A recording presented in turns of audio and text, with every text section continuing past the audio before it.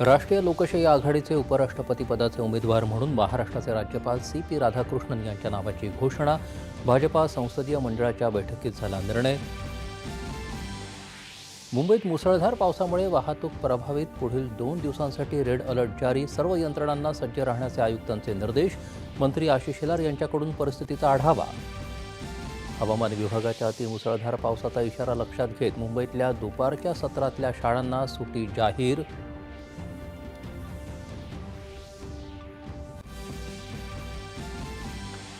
ठाणे, रायगड आणि पालघरला उद्यापर्यंत red alert. Ratnagiri आणि सिंधुदुर्गातही मुसळधार पाऊस. जालना आणि वाशिम जिल्ह्याला पावसानं झोडपलं. कोल्हापूरमध्येही मुसळधार पाऊस. नांदेड जिल्ह्यातल्या मुखेड तालुक्यात ढगफुटी सदृश पाऊस. मदत आणि बचाव कार्य सुरू.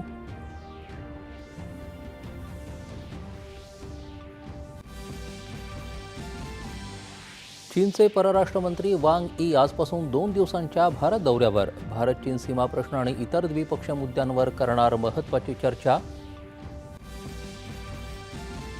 छत्तीसगडमध्ये नक्षलवाद्यांनी केलेल्या आयईडी स्फोटात 1 जवान हुतात्मा आणि 3 जवान जखमी.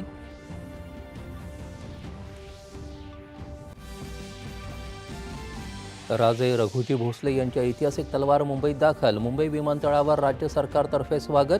मुख्यमंत्र्यांच्या उपस्थितीत संध्याकाळी होणार तलवारीच्या प्रदर्शनाचं उद्घाटन. मुंबई उच्च न्यायालयाच्या कोल्हापूर सर्किट बेंचचं सरन्यायाधीश भूषण गवई यांच्या हस्ते उद्घाटन. न्यायालयीन पायाभूत सुविधांमध्ये महाराष्ट्र जराही मागे नसल्याचे गौरवोद्गार. रशिया युक्रेन संघर्षाच्या पार्श्वभूमीवर अमेरिकेचे राष्ट्राध्यक्ष डोनाल्ड ट्रम्प आणि युक्रेनचे राष्ट्राध्यक्ष व्लोदिमीर झेलेन्स्की यांच्यात आज वॉशिंग्टन इथं होणार महत्त्वपूर्ण बैठक. आणि भारताच्या देविका सिहागनं पटकावलं मलेशिया आंतरराष्ट्रीय बॅडमिंटन स्पर्धेचं अजिंक्यपद. अंतिम फेरीत भारताच्याच इशरानी बरुआचा केला पराभव.